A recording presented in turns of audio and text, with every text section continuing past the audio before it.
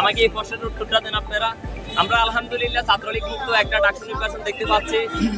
সারাদিন ভালোই নির্বাচন হয়েছিল। এখন একটু আগে আমি শুনতেছি কিছু দলের নির্দিষ্ট লোকেরা আপনার স্লোগান দিচ্ছে শিবির ভোটচোর, শিবির ভোটচোর।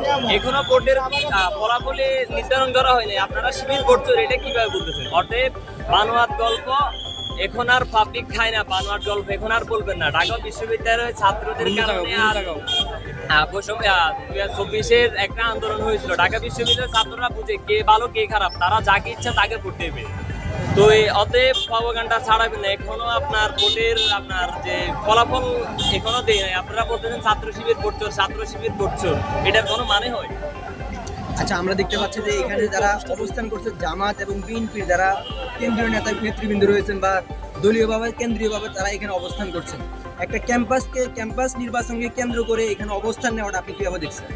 অবশ্যই এটা জনসংখ্যা যত বাড়তেছে, আইনশৃঙ্খলা বাহিনী আপনার ততগুলো নিরাপত্তার জন্য মানুষকে বলতেছে এখান থেকে চলে যাওয়ার জন্য। কিন্তু এখানে আপনি দেখেন জামাতের বলেন, বিএনপির বলেন, সর্বদলীয় লোক এখানে আছে। কিন্তু কিছু বিএনপির কিছু লোক বলতেছে এখানে শিবিরের আপনার সকল দেশ থেকে শিবির এখানে একত্রিত হয়েছে হামলা চালানোর জন্য। অতএব আপনার কাছে কি কোনো প্রমাণ আছে এখানে শিবির হামলা চালানোর জন্য সবাই একত্রিত হয়েছে? আমি একজন সাধারণ ছাত্র, আমি এখানে আসছি। আপনার ডাকসু নির্বাচন হচ্ছে আমাদের আবেগ, আমরা ডাকসু নির্বাচনটা দেখতে এসেছি সুস্থ হচ্ছে নাকি অসুস্থ হচ্ছে। এখন আপনি বলতেছেন সবাই শিবিরের লোক, সবাই শিবিরের লোক। কোনো প্রমাণ আছে? প্রমাণ ছাড়া কোনো কথা বলে লজ্জিত হবেন না। ঠিক আছে, ধন্যবাদ।